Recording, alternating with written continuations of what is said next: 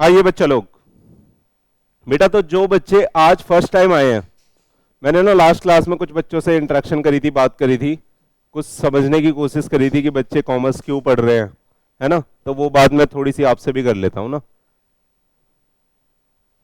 कर लोगे ना बेटा? आपका नाम?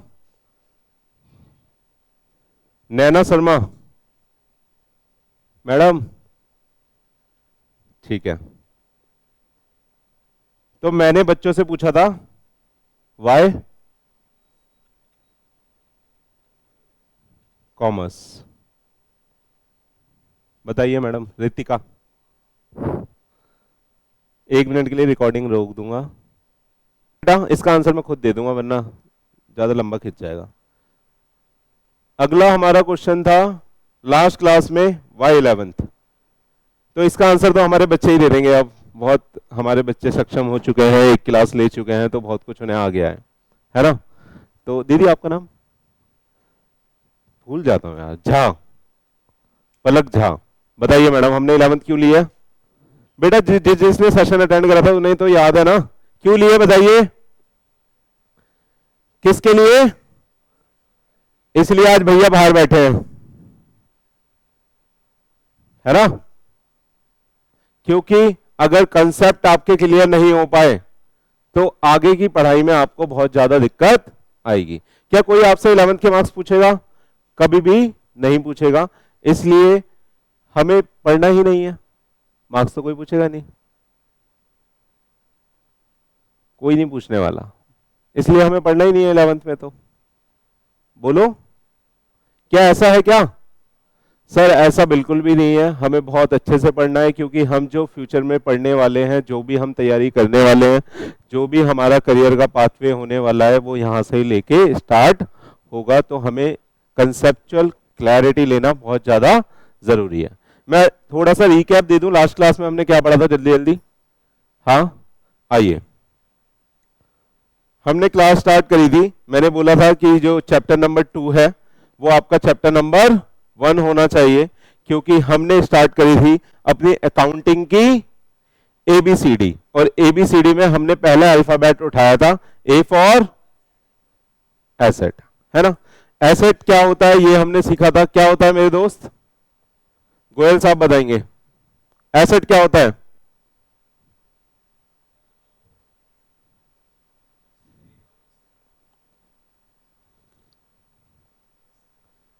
जिस भी लैंग्वेज में आ रहा है वैसे बोल दो आप, हिंदी, इंग्लिश, मराठी, भोजपुरी, तेलुगु तो मेरे को आती नहीं है, लेकिन समझने की कोशिश करेंगे। बताइए जल्दी, बताइए जल्दी। सर ऐसे economic resources which will provide, हाँ benefit, which will provide benefit in your business in the future, या आप तोड़ मोड़ के आगे पीछे लिख सकते हैं। सर वो सारे इकोनॉमिक रिसोर्सेज जो हमें फ्यूचर में बेनिफिट देंगे, वो सब हमारे लिए क्या है मेरे दोस्त? एसेट है। तो इसका एग्जांपल लिया था हमने, ये एसी, एसी क्या है? एसेट है। पंखा क्या है? ये टेबल, ये सिस्टम, आपको समझ में आ गया था कि एसेट क्या होता है। फिर हमने पढ़ा था नेक्स्ट स्लाइड में कि क्लासिफिकेशन ऑफ एसेट,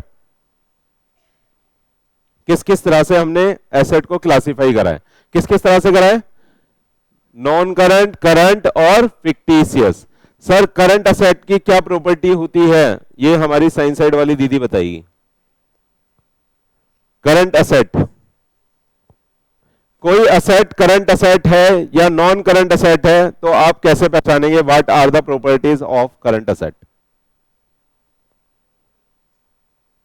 और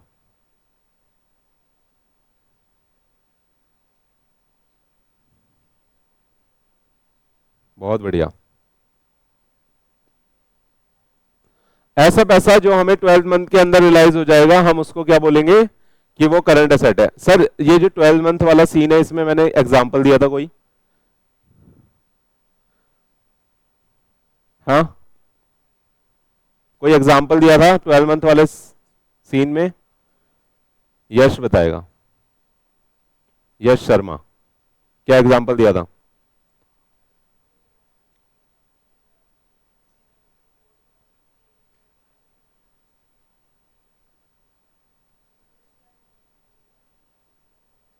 क्या बताया था?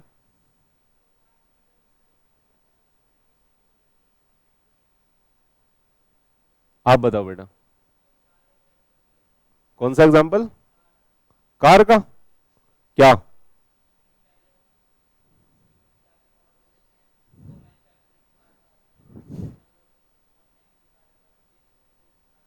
ये मैंने ऑपरेटिंग साइकिल के बारे में बताया था कि एक प्रोडक्ट की ऑपरेटिंग साइकिल कई बार छोटी भी हो सकती है, कई बार बड़ी भी हो सकती है, और अगर ऑपरेटिंग साइकिल डिफाइन नहीं है तो हम ये बोलेंगे कि 12 महीने की ऑपरेटिंग साइकिल होती है, और अगर उस 12 महीने में जो पैसा हमें रियलाइज हो जाएगा हम उसे क्या बोल देंगे? करंट असेट बोल देंगे। याद है इतना? क्या तीनों प्रॉपर्टी याद है करंट असेट की? सर करंट असेट वो असेट होती है जो हमने मीन फॉर रीसेल लिया है। इसमें क्या एग्जांपल दिया था मीन फॉर रीसेल में? आप बताओगे? हाँ सर, हम टी शर्ट के व्यापारी थे और हम क्या कर रहे थे, टी शर्ट को खरीद के टी शर्ट को बेच रहे थे। तो जो टी शर्ट हो गई हमारे लिए, वो हमने किस लिए खरीदी थी? बिजनेस में यूज करने के लिए या बेचने के लिए? सर हमने बिजनेस में बेचने के लिए खरीदी थी। तो ऐसी एसेट जो हम खरीदेंगे किस लिए? मीट फॉर रीसेल, वो क्या कहलाती थी? करंट एसेट कहलाती थी। और इजीली कन्वर्टेबल इनटू कैश, इसमें क्या एग्जांपल दिया था? क्या?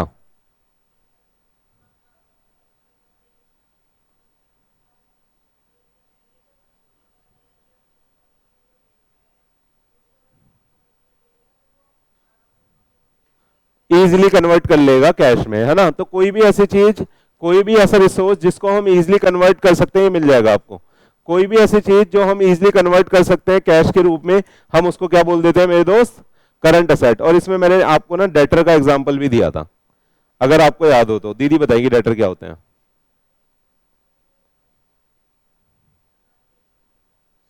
सर वो लोग जो हमसे उधार माल ले लेते हैं और फ्यूचर में हमें उनसे पैसे लेने होते हैं। तो उनसे पैसे लेने के लिए हमें ज्यादा से ज्यादा क्या करना पड़ता है?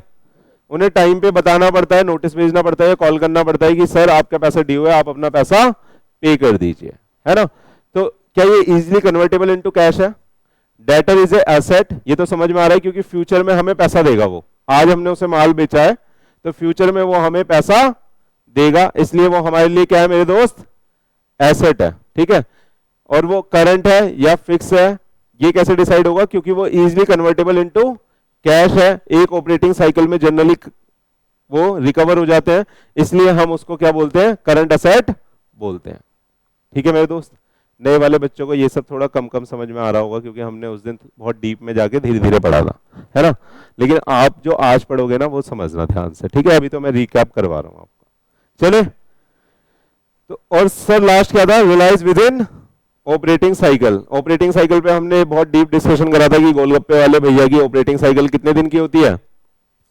1 दिन, 2 दिन, 3 दिन। 3 दिन में उनके सारे गोलगप्पे सेल हो जाते हैं और जितना भी कैश रियलाइज होना होता है वो हो जाता है। लेकिन इसी के अपोजिट अगर हम देखें किसी ऑटोमोबाइल इंडस्ट्री की ऑपरेटिंग साइकिल, तो उनका प्रोडक्ट पहले ऑर्डर पे बनता है, वो आता है, शोरूम में खड़ा होता है, आपको बुलाया जाता है, आप पैसा देते हो, पैसा वहां तक पहुंचता है, तब जाके वो कंप्लीट होता है। क्या 1 दिन में गाड़ी बन जाती होगी? सर टाइम लेती है, ठीक है? तो उनका ऑपरेटिंग साइकिल बड़ा होता है। तो हमने क्या बोला था कि एक अगर ऑपरेटिंग साइकिल में पैसा रिसीव हो जा रहा है तो हम उसको क्या बोलेंगे? करंट बोलेंगे। आ रहा है? आगे चले। इसके बाद क्या पढ़ा था दोस्त? इसके बाद नॉन करंट पढ़ा था। और नॉन करंट में हमने क्या पढ़ा था? नॉन करंट का घर का नाम क्या था भाई? नॉन करंट का घर का नाम क्या था बताइए? हाँ, फिक्स एसेट। फिक्स एसेट्स कैसे एसेट होती है? Which is not held for sale, जिसको हमने बेचने के लिए नहीं खरीदा था। सर ऐसी एसेट जो हमने बेचने के लिए नहीं खरीदी वो क्या कहलाएंगी? फिक्स या नॉन करंट, दोनों सेम है। सर यहां जो एसी लगा हुआ है, क्या मैं इसे बेचने के लिए खरीद के लाया था? तो ये कैसी एसेट है? फिक्स या नॉन करंट, दोनों में से कुछ भी बोल सकते हो। सर ये क्या है? फिक्स एसेट है, because this is not mean for resale. This is not mean for resale. ये किस लिए खरीदी थी मैंने? फॉर यूज, है ना? फॉर यूज, बिजनेस में यूज करने के लिए। बिजनेस की जो कैपेसिटी है, बिजनेस में जो जितनी भी चीजें धंधे को बढ़ाने के लिए अगर हम किसी एसेट को यूज कर रहे हैं तो वो किस तरह की एसेट होगी, नॉन करंट। ठीक है, तो हमने इसका यहां बताया था आपको कि टू बी हेल्ड यानी अपने पास रखने के लिए खरीदी है, या which is not current asset, वो एक ये भी डेफिनेशन दी कि जो करंट नहीं है वो नॉन करंट है। ठीक है सर, नॉन करंट एसेट क्या है, विच इज नॉट करंट। फिर इसमें दो टाइप आए थे, टेंजिबल और इनटेंजिबल। टेंजिबल का मतलब क्या होता था सर, ऐसी एसेट जिसको हम क्या कर सकते हैं, जिसका फिजिकल एग्जिस्टेंस होता है, जिसको छू सकते हैं। क्या मैं ये वाला पेन टैब उठा के आपके सर पे मार सकता हूं? मन करेगा तो, गुस्सा दिलाओगे तो, कोई लड़की ये बोलेगी मैंने एमए कॉमर्स ले लिया तो क्या मैं मार सकता हूं? हाँ, तो जिस एसेट का मेरे दोस्त हिलाऊंगा तो हिल जाएगा, फिजिकल एग्जिस्टेंस है। फिजिकल एग्जिस्टेंस मतलब जिसको अपन छू सकते हैं, जिसको अपन उठा के किसी के सर पे मारना नहीं है लेकिन। ठीक है, वो कैसी एसेट है बोलो ना, टेंजिबल। टेंजिबल मतलब asset which has their physical existence. आ रहा है। फिर इसमें पढ़ा था हमने अगला इनटेंजिबल। इनटेंजिबल मेरे को लगता है कि आपको थोड़ा कम समझ में आया होगा, या आ गया? आ गया सर, इसी का टाइप है इनटेंजिबल एसेट। इनटेंजिबल एसेट कौन सी एसेट होती है? Asset which does not has their physical existence, यानी आप ना उसको किसी के सर पे उठा के नहीं मार सकते, आप इवन उसको छू भी नहीं सकते। जैसे मैंने ना ये लोगो बनाया था, ये लोगो बताना किसका है ना? ये लोगो किसका है बताओ यार, अब बताना। मान लो एक जूता है, गाड़ी बना दिया, जूता है। मान लो एक जूता है, ठीक है, इस पे लोगो नहीं है, और एक जूता है इस पे लोगो ऐसे लगा हुआ है। आप बताना कौन से बिजनेस की ज्यादा वैल्यू होगी, इस बिजनेस की ज्यादा वैल्यू है इस बिजनेस की? सर सबको पता है सर, ये आपका जूता है और ये हमारा जूता है ना? आप पहनते बिना लोगो का, हम पहनते कौन सा? लोगो वाला। क्यों पहनते हैं हम लोगो वाला? क्योंकि हमें पता है इसको पहनने के बाद ना हमें कॉन्फिडेंस आता है कि हमने क्या पहना है, एक ब्रांड पहना हुआ है, और उस ब्रांड की अपन क्या कर रहे हैं बताना। ये कितने का होगा नॉर्मली? इतना सस्ता। और ये सर ये 20,000 से तो स्टार्टिंग ही है, 10-20 हजार से, तो 20,000 का तो होगा ही होगा अगर एवरेज भी उठाओगे तो, है ना? ये 20,000 का है। सर क्या फर्क है? सर फर्क है इसकी गुडविल का, सर फर्क है इसकी रेपुटेशन का, सर फर्क है इसकी रेपुटेशन का। और ये रेपुटेशन सुनना, अगर ये फ्यूचर में किसी को अपनी कंपनी सेल आउट करेगा, जैसे नाइकी अपने आप को बेचेगा, मान लेते हैं मेरी नाइकी कंपनी है, उसमें जितनी भी एसेट है उसको अगर मैं कैलकुलेट कर रहा हूं तो वो 10,000 करोड़ की आ रही है। कितने की? क्या मैं अगर उसे सेल करूंगा तो क्या बस आपसे 10,000 करोड़ लूंगा? कितना लूंगा बताओ? हाँ सर, मैं बोलूंगा इतना तो मेरे पास माल पड़ा हुआ है, और जो मैंने इतने सालों में रेपुटेशन बनाई है उसका पैसा कौन देगा? समझ में आ रहा है? जो मैंने गुडविल, जो एक मार्केट में अपना नाम बनाया है, उसका पैसा कौन देगा? तो मैं आपसे ना नाम का भी पैसा चार्ज करूंगा, और मैं बोलूंगा 10,000 तो मेरे पे 10,000 का तो माल पड़ा है, मैं अगर अपना पूरा ब्रांड सेल आउट करूंगा तो मैं 20,000 करोड़ में बेचूंगा। 10,000 करोड़ में किसके नाम से मांगूंगा आपसे? गुडविल के नाम से। ठीक है, और आप अपनी जब बैलेंस शीट बनाओगे तो उसमें जब असेट रिकॉर्ड कर रहे होगे तो आप एक असेट ज्यादा रिकॉर्ड करोगे, जिस असेट का नाम होगा क्या? गुडविल। और उसकी वैल्यू कितनी आएगी? 10,000 करोड़। 10,000 करोड़ आपने दिए अदर एसेट के लिए, और 10,000 करोड़ दिए नाम के लिए। तो ये ऐसी एसेट है जो क्या फ्यूचर में आपको बेनिफिट होगा अगर आप नाइकी खरीद लोगे तो? अरे बोलो ना, अगर आपने नाइकी की ब्रांड वैल्यू खरीद ली या ब्रांड खरीद ली, क्या आपको फ्यूचर में बेनिफिट होगा? नहीं होगा यार, होगा। पहले आप नॉर्मल जूता बेच रहे थे 200 वाला, आज आपने नाइकी का ब्रांड खरीद लिया, आपने इनके साथ कॉन्ट्रैक्ट साइन कर लिया, और ये बात हो गई कि जो आप बेच रहे थे आप नहीं बेचोगे, अब कल से ये वाला मैं बेचूंगा, इसका मालिक मैं। तो बताओ आपका जूता ज्यादा का सेल होगा या नहीं होगा? बोलो ना, आप वैल्यू पे करोगे नहीं करोगे? करेंगे। क्या फ्यूचर में ये चीज हमें बेनिफिट देगी या नहीं देगी? सर ये चीज हमें फ्यूचर में लॉन्ग टर्म में बेनिफिट देगी, इसलिए ये क्या है? एसेट है। इसलिए ये क्या है? एसेट है। समझ में आ रहा है? आ रहा है समझ में? क्योंकि हम इसे छू नहीं सकते। किसी के, क्या मैं नाइकी का लोगो किसी के सर पे उठा के मार सकता हूं? जूता मार सकता हूं? क्या मैं लोगो मार सकता हूं? बताओ, अरे बताओ ना, क्या मैं ये लोगो निकाल के जूते में से आपके सर पे उठा के मार सकता हूं? सर जूता मार दो, नहीं मार सकता। तो सर ऐसी चीज सुनना, ऐसी एसेट, एसेट तो है, ये समझ में आ रहा है ना सबको? Reputation is also asset of the business, ठीक है? तो अगर, हाँ, ऐसी एसेट जिसको हम छू नहीं सकते, जिसका फिजिकल एग्जिस्टेंस नहीं होता, लेकिन उसकी वैल्यू बहुत ज्यादा हाई होती है, उस एसेट को हम क्या बोलते हैं? Intangible asset. Intangible asset are those asset which does not have physical existence. समझ में आ गया? तो इसमें लिख देंगे, जो छाप रहे थे बच्चे वो लिख सकते हैं,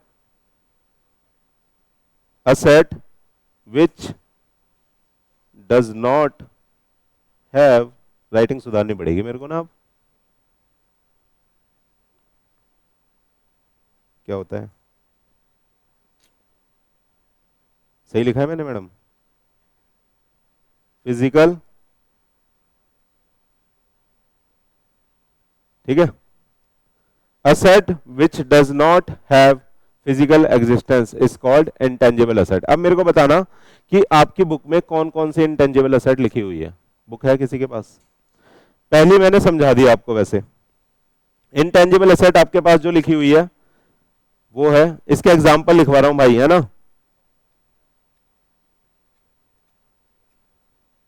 बेटा क्या हुआ? अरे बच्चे आप देख नहीं रहे। इंटेंजिबल एसेट कौन सी, कौन सी पढ़ा दी मैंने? एक बताना। गुडविल का मतलब?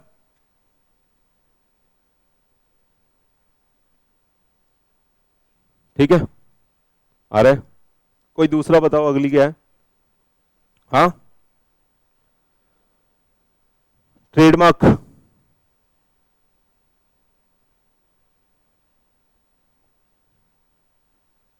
सर ट्रेडमार्क भी सेम ही है वो, कि जैसे आपने देखा होगा बहुत सारी कोल्ड ड्रिंक्स आती है। कोल्ड ड्रिंक्स देखी है आपने? हाँ, सॉफ्ट ड्रिंक जो आप पीते हो आजकल। आप बताना कि हमारी ये थम्स अप कौन सी कंपनी की है?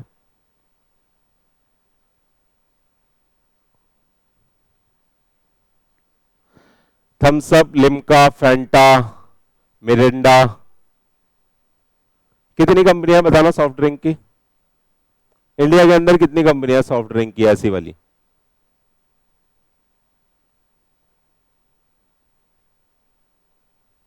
नहीं पता? दीदी बोल रही है लिम्का, फैंटा, ये कंपनियां है। फैंटा और ये कौन सी है? हम नहीं पीते, दूसरी बताओ।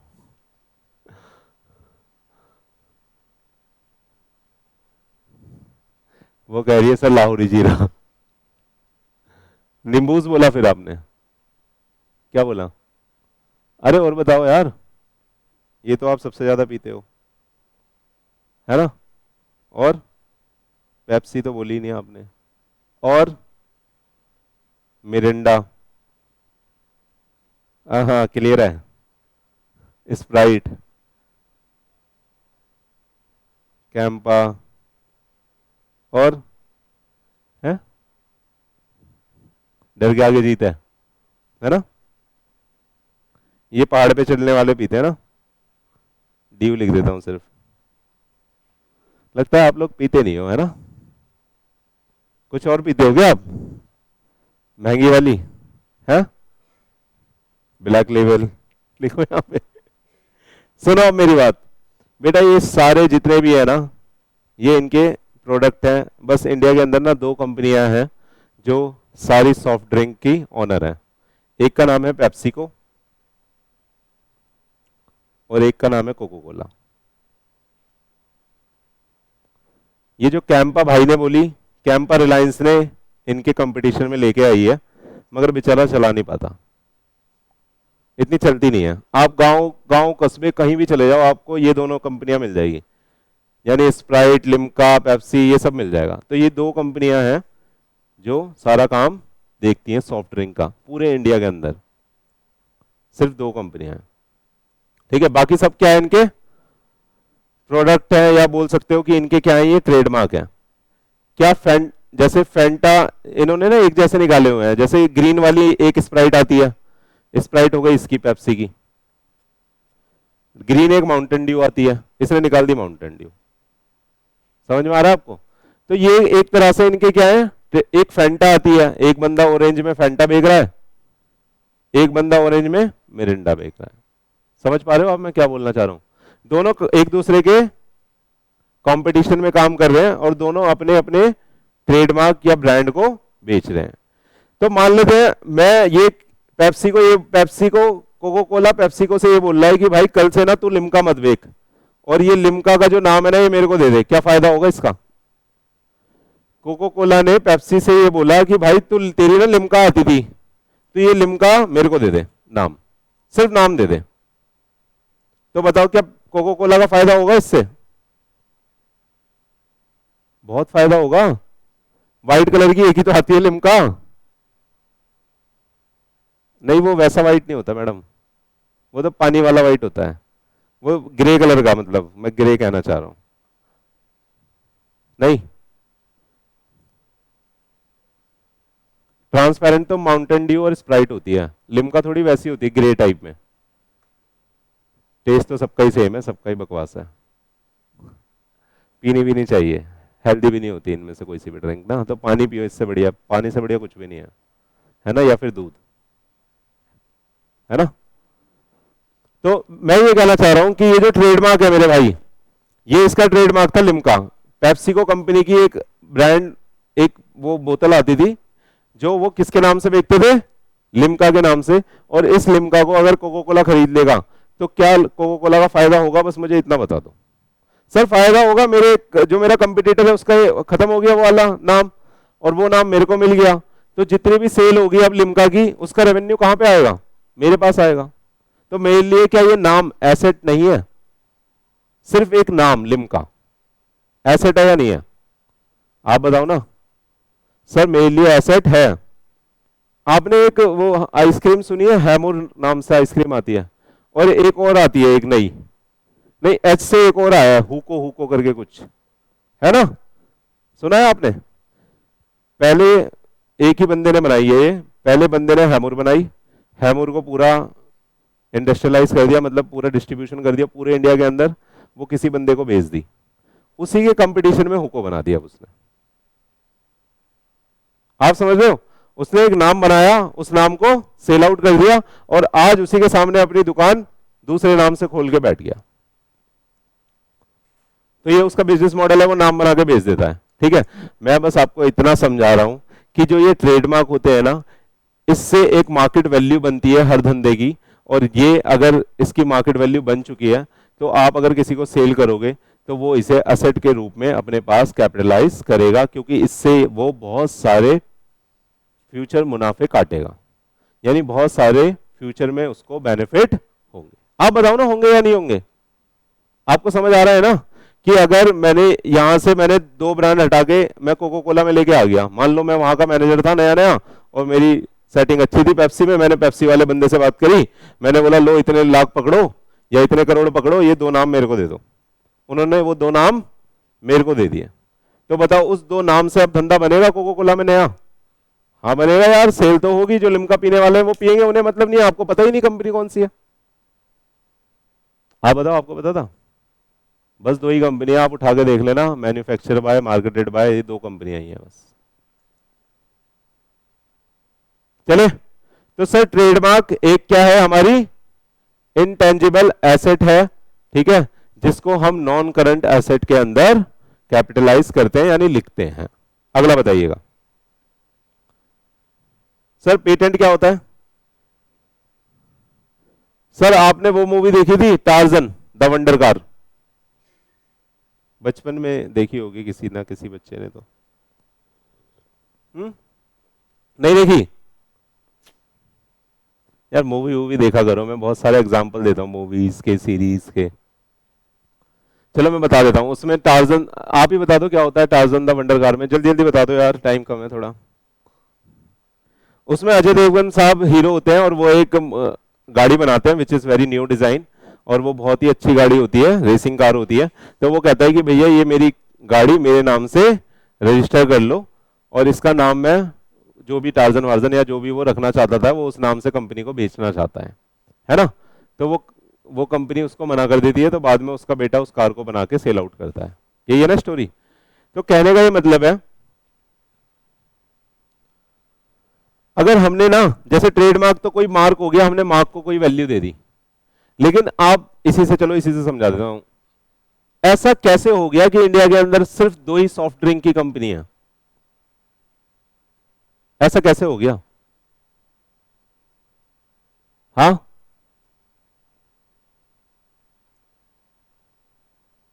आप क्यों नहीं बना पा रहे? आप क्यों नहीं बना पा रहे, या और कोई व्यापारी क्यों नहीं बना पा रहा सेम वैसी? एक आरसी कोला भी आई थी बीच में, नहीं पता?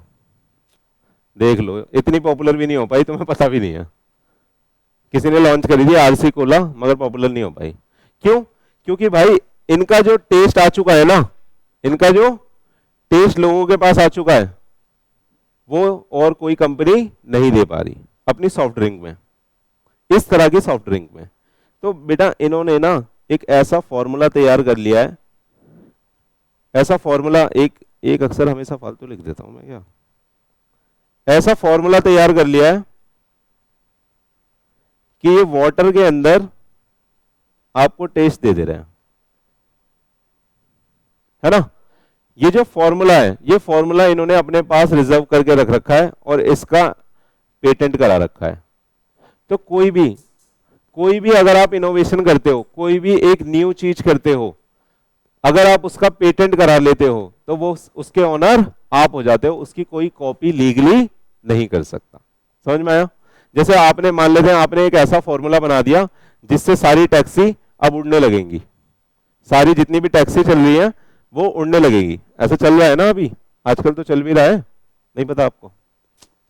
गुड़गांव के अंदर ऐसी टैक्सी लॉन्च होने वाली है, एयर टैक्सी, जो हवा में उड़ेगी।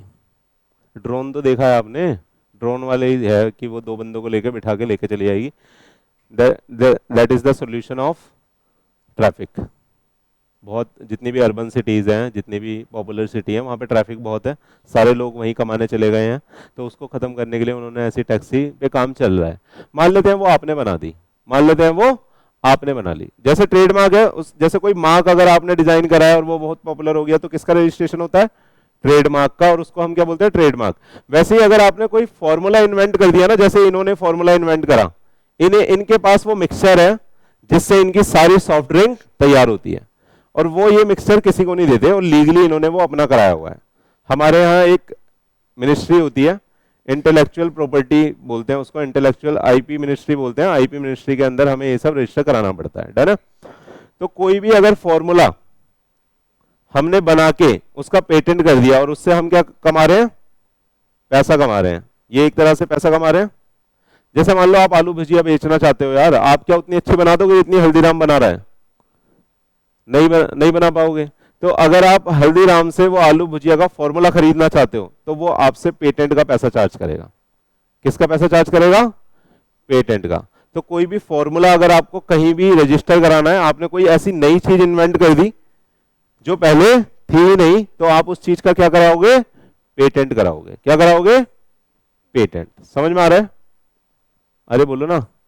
तो पेटेंट, अब आपने वो फॉर्मूला बनाया था जिसको बेच के, मान लेते हैं अभी एक नया वो आ रहा है, ट्राया ट्राया करके, कोई हेयर लॉस के लिए। कुछ नहीं पता होता क्या आप लोगों को? कहाँ जीते हो आप? कोई नया इन्वेंशन, चलो आप बताओ मेरे को फिर, अभी क्या मार्केट में आपने नया देखा जो पहले कभी नहीं हुआ था?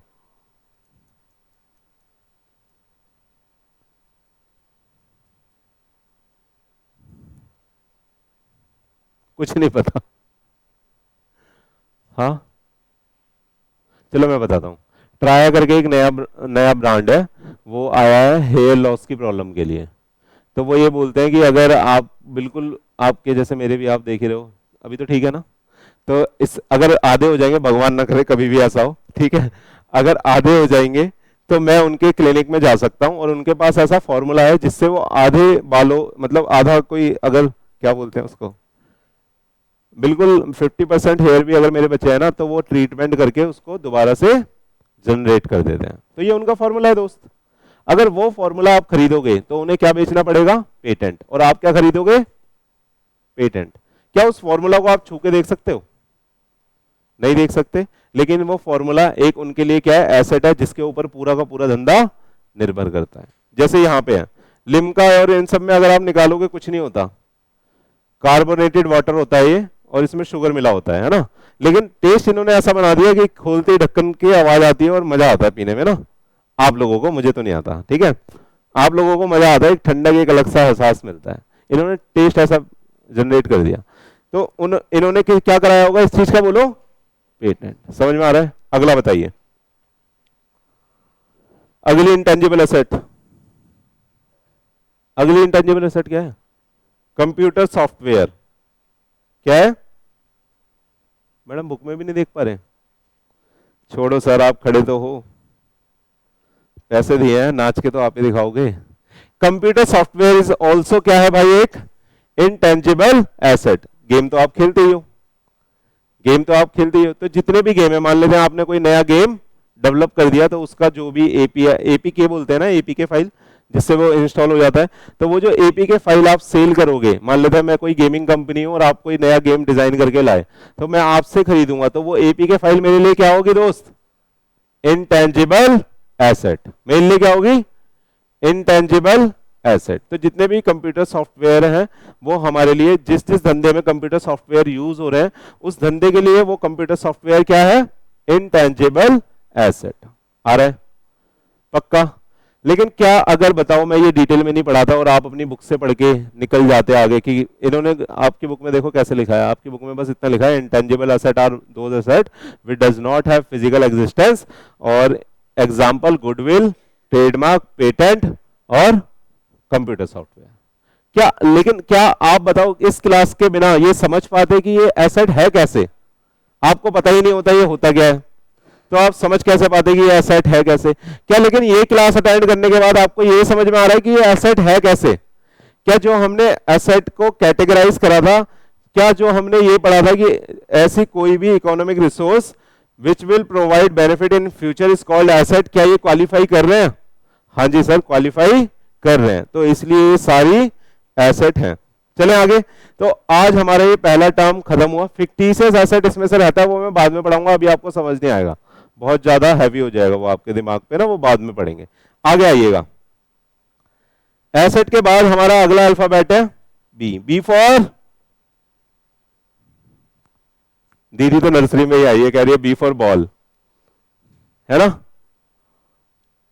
और डी फॉर सारे भाई जो पीछे बैठे हैं, है ना? बी फॉर, मैडम ढूंढ रही है क्या बोलूं, बी फॉर है आपका भाई बिजनेस ट्रांजैक्शन। देखना आपकी बुक में कहीं लिखा है, बुक में लिखा है क्या कहीं बिजनेस ट्रांजैक्शन? दीदी पहले पेज पे ही है बहना, एंटिटी के बाद देखो, पहला एंटिटी है, दूसरा बिजनेस ट्रांजैक्शन। मैं आपकी पूरी एबीसीडी चेंज करा दूंगा मेरे दोस्त। ए फॉर हमने क्या पढ़ा? एसेट। एसेट के हमने क्लासिफिकेशन पढ़ ली है और डीप में जाके पूरी एनालिसिस कर दी क्या होता है। क्या बताओ, ये थ्योरी पढ़ने के बाद जब प्रैक्टिकल करेंगे मजा आएगा ना, क्योंकि आप जब क्लासिफाई कर पाओगे ना तभी उसकी एंट्री रिकॉर्ड कर पाओगे, सिखाऊंगा आपको ना। लेकिन पहले ये वाला चैप्टर बहुत इंपॉर्टेंट है भाई, इस चैप्टर को इतना डीपली पढ़ना है कि आपको 1 मिनट में आइडेंटिफाई हो जाए कि ये एसेट है, ये है, ये है, ये है। आ रहा है? आइए, बिजनेस ट्रांजैक्शन का मतलब क्या होता है? इट इज एन, लिखना, it is an exchange of goods and services. Sir ऐसी ट्रांजैक्शन जहां पे क्या होगा? एक्सचेंज होगा किसका? गुड्स और सर्विसेज का is called business transaction.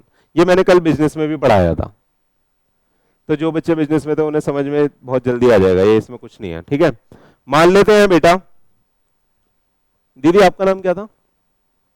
Mansi, कुछ ऐसा ही था ना?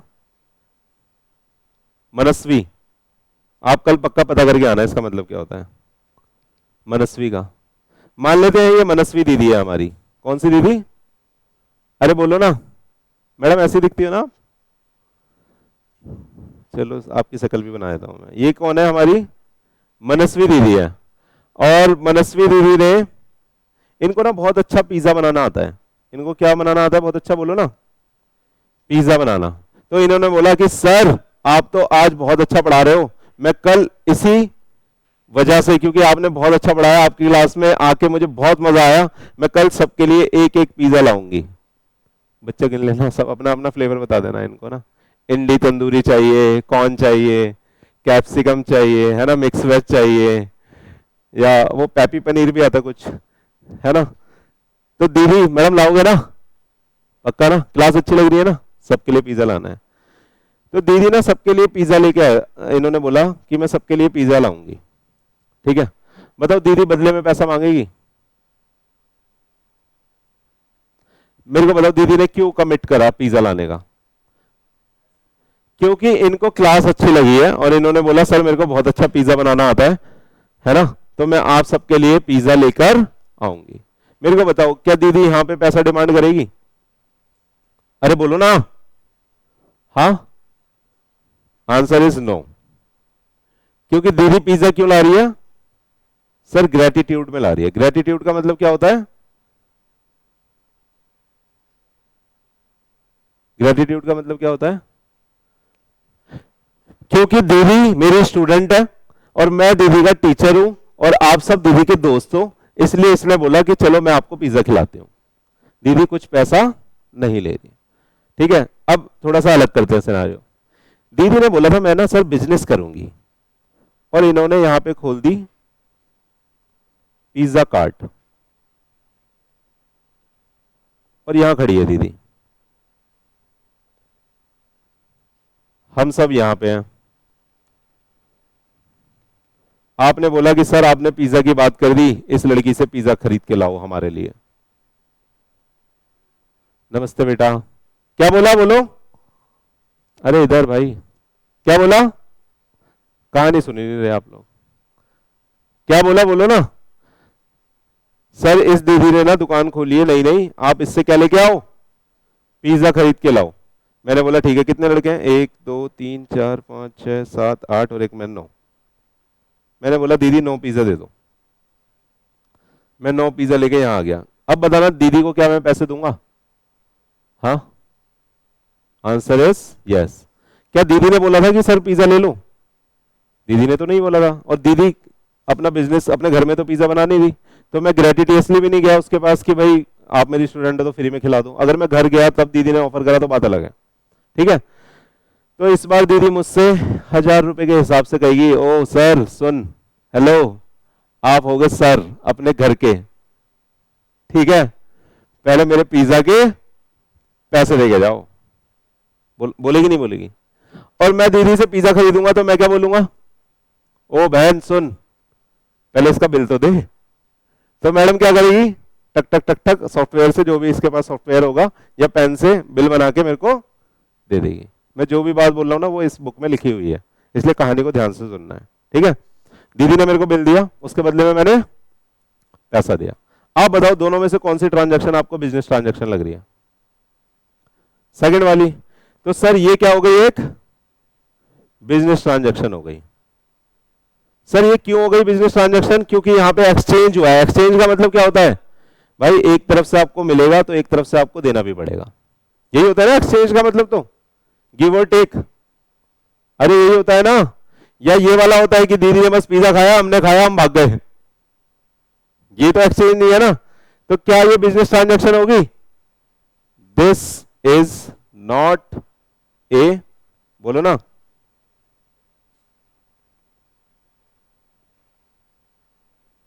5 बज जाए तो मेरे को बता देना। ठीक है, बच गए? चलो, तो इससे ना ये जो मैंने कहानी सुनाई, इससे आपका ये भी कवर हो गया कि बिजनेस ट्रांजैक्शन क्या होती है, और आपका ये भी कवर हो गया कि इसकी कैरेक्टरिस्टिक्स क्या होती हैं। ठीक है, मैं बोलूंगा, आपने लिखनी है। आप पहले बिजनेस ट्रांजैक्शन लिखिए। लिख लिया बिजनेस ट्रांजैक्शन, मीनिंग भी लिख लिया, it is an exchange of goods and services. अब लिखिए कैरेक्टरिस्टिक्स ऑफ बिजनेस ट्रांजैक्शन, जल्दी से।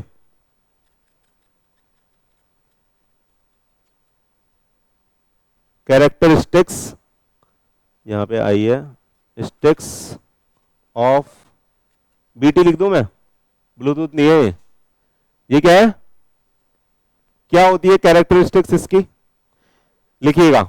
It has a financial value,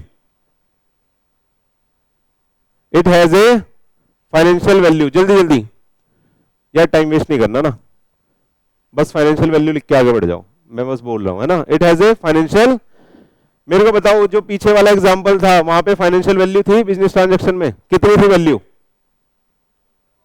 9,000। समझ में आ गया, 9,000 है। आपको समझ में आ रहा है कि बिजनेस ट्रांजैक्शन क्या होती है ना। अगला, it is supported by a source document.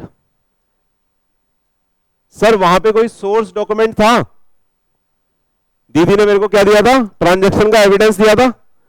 क्या सबूत है कि मैंने दीदी से पिज्जा खरीदा, अरे क्या सबूत है कि मैंने दीदी से, bill, bill is called source document, लिख लेना, सोर्स डॉक्यूमेंट के बगल में लिख लेना बिल।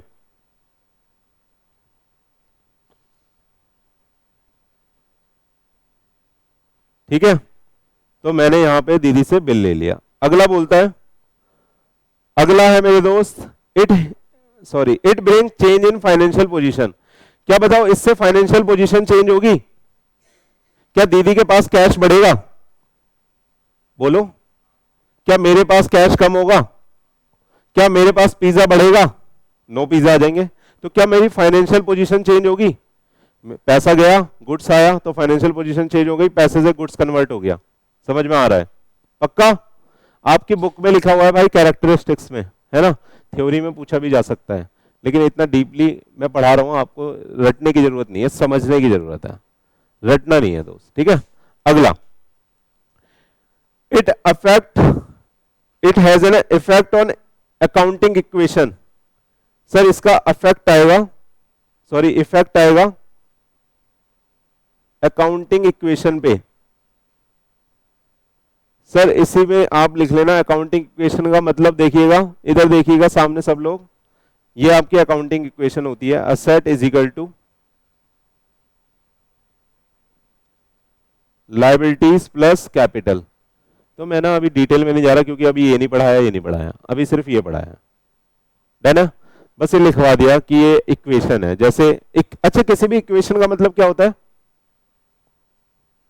बहुत बढ़िया, LHS इज इक्वल टू, कोई भी दुनिया की कोई भी इक्वेशन होती है ना, उसका मतलब ये होता है। तो ये इक्वेशन भी इस तरह से ही है कि asset is equal to liability plus capital. कैसे होती है बाद में बताऊंगा, ठीक है। तो क्या बताओ इसमें मेरी कुछ असेट चेंज होगी, अरे इसका इफेक्ट जो मैंने ट्रांजैक्शन करी अभी, उसका इफेक्ट मेरी अकाउंटिंग इक्वेशन पे आएगा। आंसर इज यस, आएगा। एक असेट कम होगी, एक असेट बढ़ेगी। कैश मेरा कम हुआ, पिज्जा मेरे पास आया। ठीक है, आगे देखिएगा, it has dual aspect of accounting. Two side effect होता है हर अकाउंटिंग का, वो पढ़ाऊंगा अभी, बस ये लिख लो, टू साइड इफेक्ट। आगे चले, आगे चले भाई। अब बिजनेस ट्रांजैक्शन को कैसे बांटा है आपकी बुक ने, पढ़ा देता हूं। बिजनेस ट्रांजैक्शन को ना दो तरह से बांटा है, एक मोड ऑफ सेटलमेंट के बेसिस पे, मोड ऑफ सेटलमेंट के बेसिस पे,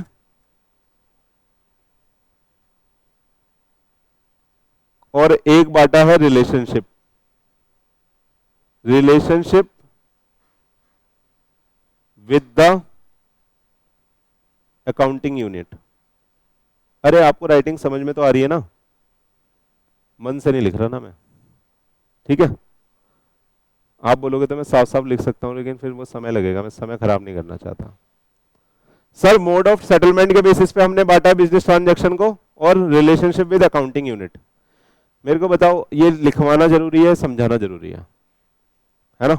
तो समझाने पे फोकस करते हैं। आइएगा, मोड ऑफ सेटलमेंट के बेसिस पे बताया है, क्या मैं दीदी से पिज्जा उधार भी खरीद सकता था? Answer is yes. तो दो तरह से है, कैश और क्रेडिट। क्या डिटेल में बताने की जरूरत है? कैश का मतलब है कि मैंने कैश में जाके खरीद लिया, क्रेडिट का मतलब है कि मैंने क्या खरीद लिया, खत्म। ठीक है। और रिलेशनशिप विद अकाउंटिंग यूनिट, यानी ये दीदी का मान लेते हैं पिज्जा शॉप है, तो इनके पास अगर मैं खरीदने गया कोई पिज्जा, तो मैं बताओ इनसाइडर हूं आउटसाइडर हूं? आउटसाइडर हूं। तो अगर इन्होंने मेरे साथ कोई ट्रांजैक्शन करी तो उस ट्रांजैक्शन को क्या बोलेंगे? External transaction. क्या बोलेंगे? और अगर सुनो इन्होंने अपने एम्प्लॉय को पिज्जा खिला दिया, हाँ, या ये खुद पिज्जा अपने घर ले गई, इनके भैया की शादी थी, इन्होंने वहां पे पिज्जा का स्टॉल लगा दिया, इनका नाम भूल जा रहा हूं, बार बार मानसी याद आ रहा है, मनस्वी पिज्जा स्टोर। हाँ भाई, भाई पिज्जा का स्टॉल लगाया दीदी ने, बुकिंग के पैसे लिए होंगे उसको।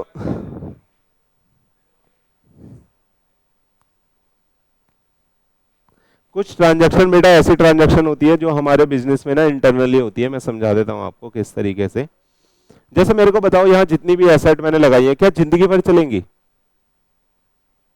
सर हर किसी की एक सेल्फ लाइफ होती है, हमारी भी है। हम बताना कितने दिन चलेंगे? सर कोई गारंटी नहीं है, हमारी तो कोई पता भी नहीं है। चीजों की तो पता होती है कि जैसे गाड़ी होती है पेट्रोल वाली, कितने साल चलती है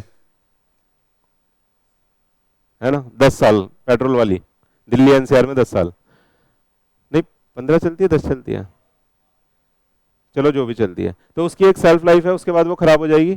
तो उसके हिसाब से ना हमारी अकाउंटिंग में उसे धीरे धीरे हमें डेप्रिशिएट करना होता है, यानी उसकी वैल्यू को कम करके दिखाना होता है। तो ऐसे ट्रांजैक्शन ना जो हमारे बिजनेस के अंदर ही हो रही है, यानी आउटसाइडर से कोई लेना देना नहीं है, उसे क्या बोलते हैं? Internal transaction.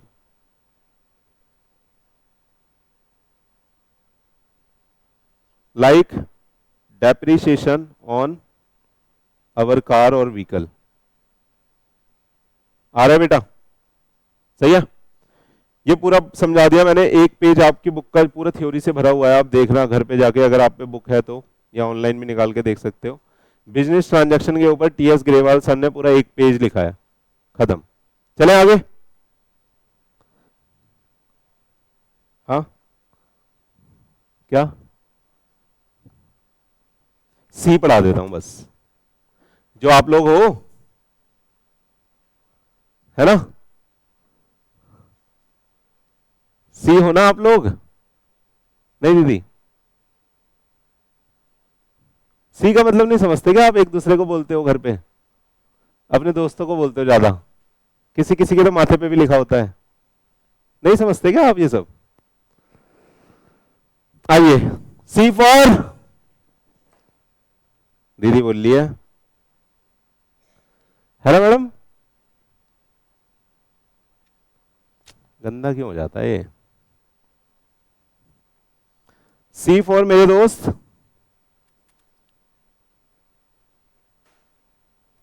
क्या है?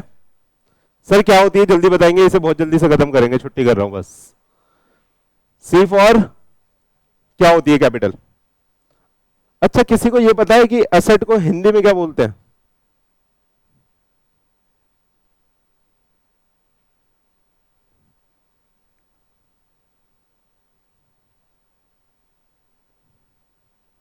एसेट को हिंदी में बोलते हैं बेटा संपत्ति। क्या बोलते हैं? संपत्ति। वैसे सीखना नहीं है आपको, तो इंग्लिश में ही चलना है, मैं तो वैसे ही बता रहा हूं जनरल नॉलेज के लिए। कैपिटल को क्या बोलते हैं हिंदी में? पहले तो ये बताओ कैपिटल होती क्या है, क्या होती है? देख लिया क्या? किसके द्वारा? ठीक बताया दीदी ने। सर सुनिएगा, जैसे दीदी ने बोला कि सर मेरे को ना पिज्जा कार्ट खोलनी है, दीदी ने क्या बोला? मेरे को बिजनेस करने का है ना?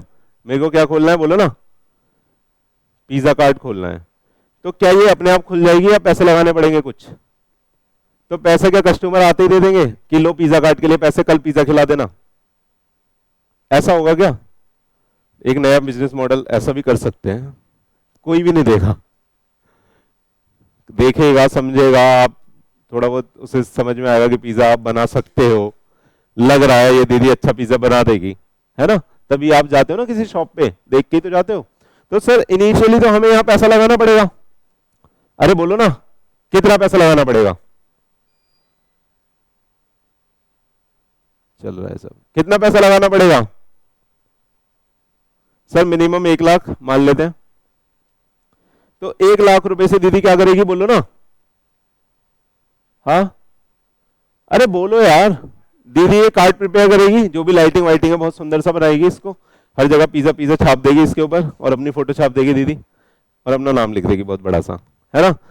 अरे लाइटिंग वाइटिंग करते हैं ना, वो आपने वड़ा पाव वाली दीदी तो देखी होगी, रोना धोना कर करके वड़ा पाव बेच दिया उन्होंने, तो दीदी भी चला ही लेगी धंधा, है कि नहीं? आजकल तो बस रोना पड़ता है। तो 1 लाख रुपए दीदी ने लगा दिए। सुनना आप ध्यान से, बिजनेस में ना बेटा या अकाउंटिंग में, मैं हमेशा अकाउंटिंग ऐसे लिखता हूं ना, आप समझ जाए करना। सर अकाउंटिंग में या बिजनेस में ये माना जाता है कि ये जो व्यक्ति पैसा लगा रहा है ये अलग है, this is different person, and ये जो बिजनेस चल रहा है ये क्या है, एक डिफरेंट है, ये डिफरेंट पर्सन है। तो हमने ये जो 1 लाख रुपए अपने बिजनेस को दिए हैं, क्या सोच के दिए हैं कि डूब जाएंगे? हाँ बोलो, या इसमें हम जाके इसकी ट्रॉली पे चढ़ के डांस करेंगे? सर हम तो क्या करेंगे, इससे वापस रिवर्ट मांगेंगे कि भैया 1 लाख के 2 लाख बना दो जल्दी से जल्दी, धंधा मेरा इतना चले कि वो 1 लाख के 2 लाख बना दे। आ रहा है समझ में? सुनिएगा, तो आपको नहीं लगता कि इस बिजनेस के ऊपर एक रिस्पॉन्सिबिलिटी है कि इस 1 लाख को दीदी को कन्वर्ट करके जल्दी से 1 लाख से ज्यादा देने हैं, है ना? 1.5 लाख या 2 लाख वापस देना है, 1.5 लाख या 2 लाख वापस देना है। तो ये दीदी क्या कहलाएगी इस बिजनेस की, बोलो? दीदी कहलाएगी इस बिजनेस की प्रोप्राइटर, दैट इज ओनर, ठीक है। और ये दीदी का बिजनेस, और ये जो पैसा हमने इन्वेस्ट करा है ये क्या है, कैपिटल। और इस बिजनेस के लिए पैसा है लाइबिलिटी टुवर्ड्स द ओनर, यानी ये पैसा हमारे बिजनेस को क्या करना है, ओनर को वापस लौटाना है। ये बिजनेस के ऊपर एक रिस्पॉन्सिबिलिटी आ गई, हमारी इस एंटिटी के ऊपर एक रिस्पॉन्सिबिलिटी आ गई कि इस पैसे को जल्दी से जल्दी डबल करके या ज्यादा करके दीदी को वापस लौटाना है। समझ में आया? तो capital is a amount invested by the owner in their business, ठीक है। लेकिन सुनना, मान लेते हैं कि ये पैसा कम पड़ गया और दीदी को और पैसे की रिक्वायरमेंट है, तो दीदी ने बोला सर आप मुझे लोन दे दो 5 लाख का। ये जो 5 लाख का लोन दिया ये क्या है सर? इसको हम बोलते हैं लोन, और ये क्या होती है, लाइबिलिटी। पढ़ाऊंगा, है ना? ये क्या होती है, लाइबिलिटी। जैसे बिजनेस, क्या ये पैसा वापस देना पड़ेगा?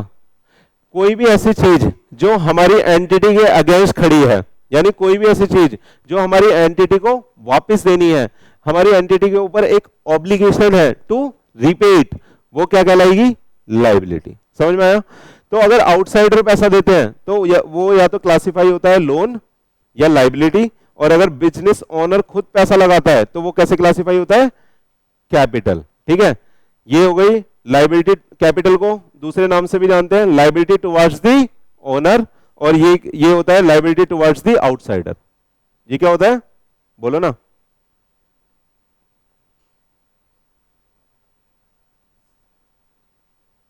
आउटसाइडर। चलेगा? समझ में आया? हाँ, कैपिटल समझ में आया सर? लेकिन इसमें ना ओनर के टाइप भी होते हैं मेरे को लगता है, लेकिन आज मैं इतना ही पढ़ा पाऊंगा ना। ओनर के टाइप मैं आपको पढ़ाऊंगा नेक्स्ट क्लास में, थोड़ा सा बता देता हूं वैसे। लेकिन जैसे अगर एक सिंगल ओनर होता है तो हम उसे क्या बोलते हैं, बोलो ना? प्रोप्राइटर। ये लो, बस खुश। हम उसको प्रोप्राइटर भी बोल सकते हैं या सोल प्रोप्राइटर भी बोल सकते हैं। लेकिन आपने कई बार देखा होगा, जैसे हमारा बिजनेस है, एक अंदर सर पढ़ा रहे हैं बदतमीज से, वो मेरे क्या है, वो मेरे 2 लोग मिलकर अगर बिजनेस कर रहे हैं तो पार्टनर, तो वो मेरे क्या है, मजाक में बोल रहा था, बदतमीज नहीं है ना, ठीक है, वो क्या है मेरे। तो दो लोग मिलके अगर कोई बिजनेस चला रहे हैं तो उसे क्या बोलते हैं, ये बिजनेस में भी पढ़ाऊंगा, इसे पार्टनरशिप बोलते हैं भाई।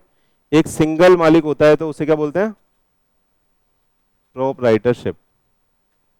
This is the type of owner. अगर कोई सिंगल ऑर्गेनाइजेशन का ओनर है तो वो क्या कहलाता है, बोलो, वो प्रोप्राइटर कहलाता है। लेकिन अगर दो लोग मिलकर बिजनेस कर रहे हैं तो हम भी ओनर ही हैं, लेकिन हम क्या कहलाते हैं, ये टाइप्स ऑफ ओनर पढ़ा रहा हूं आपको, समझ में आ रहा है। लेकिन आपने एक और नाम सुना होगा, कंपनी, है ना, जैसे आपका रिलायंस लिमिटेड, यहां पे कौन है ओनर,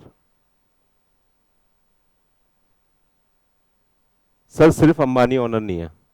जितनी भी कंपनीज होती है ना बेटा, यहां पे ना बहुत सारे लोग मिलकर पैसा लगाते हैं, बहुत सारे लोग। ये जो कंपनी होती है ना, ये कैपिटल के रूप में इन्हें बेटा शेयर्स देती है। क्या देती है, शेयर्स। और जो शेयर को लेता है उसे हम बोलते हैं